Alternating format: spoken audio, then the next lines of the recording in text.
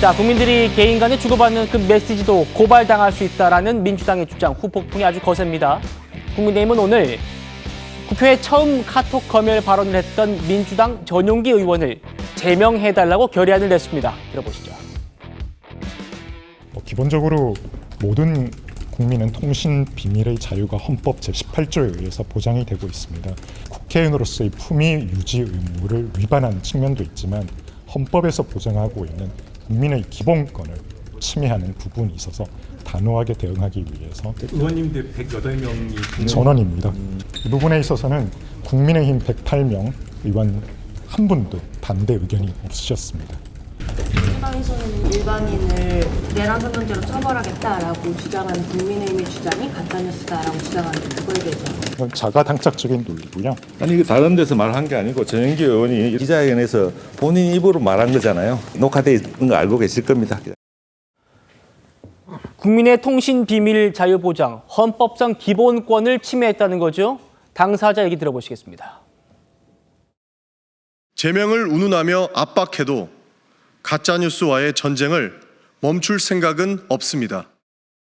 황당하게 그지없습니다. 제명할 테면 제명하라고 하십시오. 저는 제 직을 걸고서라도 가짜뉴스가 유포되는 것을 용납할 수 없다는 말씀을 다시 한번 드리겠습니다. 카톡 검열이 가당키나 합니까? 생트집 잡고 있다 생각합니다.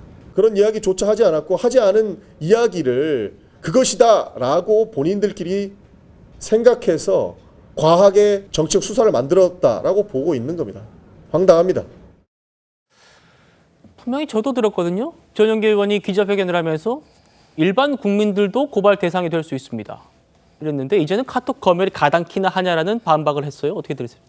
저도 황당하네요, 되게. 본인이 한 말을 지금 기억을 못 하시는 건지 지금 자료화면 다 있는데 그거 다 떠올려 보면 단체 대화방은 인터넷 게시판의 역할을 한다. 거기에 퍼날르는 일반인도 처벌 대상 된다. 그거에 대해서 단호하게 조치 취하겠다라고 했거든요.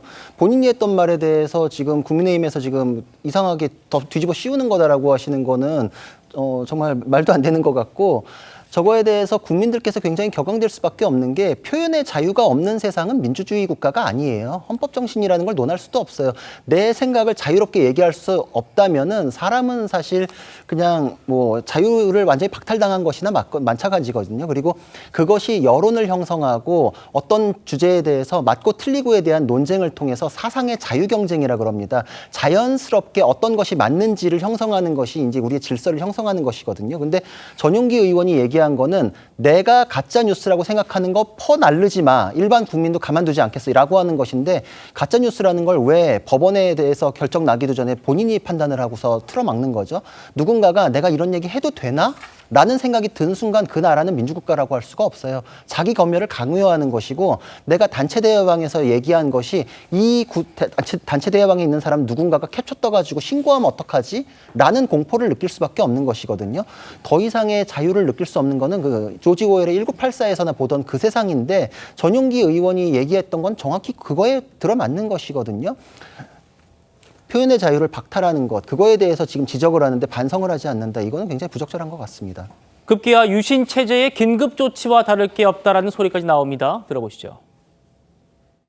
일반인의 카톡방에 대해서 제재를 가할 수 있다. 일반인이 들어간단 말이에요. 그렇게 되면은 아주 보편성을 띠게 되는 거예요. 그러면 제가 비유를 좀 할게요. 민주당에서 그렇게 싫어하는 박정희 대통령 시절에 유신 체제 때 긴급 조치라는 게 있었어요. 유신 체제에 대해서 반대하거나 뭐 안 좋다 누구 욕하고 뭐 유신 관련해서 그냥 잡아갔단 말이에요. 긴급 조치 뭐 1호, 5호, 9호 뭐 이런 거 있어요. 뭐가 달라요? 강무 대변인 어떻게 말씀 주시겠습니까? 저는요, 이 전용기 의원의 주장에 대해서 국민의힘에서 왜 이렇게 초등학생 같은 논쟁을 하는지 저는 이해할 수가 없습니다.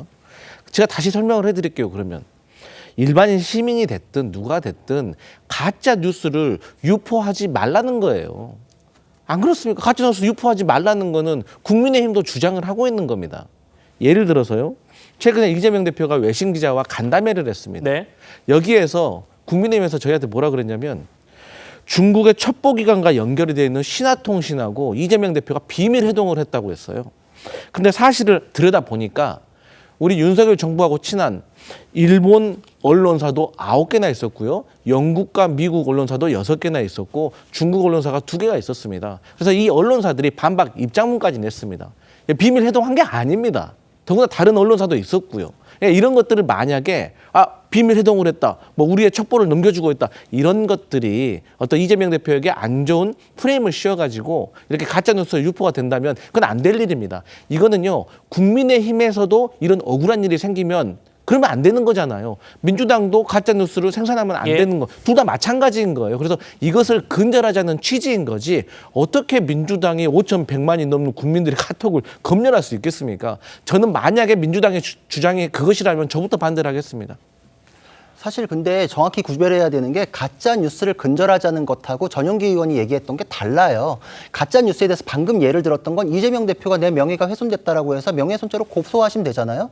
그걸로 여태까지 다 할 수 있었던 거를 범위를 확 넓혀가지고 전용기 의원이 얘기했던 거는 계엄에 대해서 옹호하는 거 이런 거는 내란 선전죄로 처벌받을 수 있다. 사회 문제에 대해서 당사자들이 아닌 거에 대해서 광범위하게 언론 통제나 다름없는 표현의 자유에 억압이 있을 수 있으니까 표현이 다르죠. 피해자가 있을 때 명예훼손죄로 고소하고 손해배상 청구하고 이런 건 얼마든지 가능한데 카톡방에서 이거에 대해서 논의할 때는 계엄에 대해서 옳다 그르다 이게 있어야 되잖아요. 근데 그거를 내란 선전죄다라고 프레임을 씌워가지고 입을 다물게 하니까 그 부분이 문제라는 것입니다.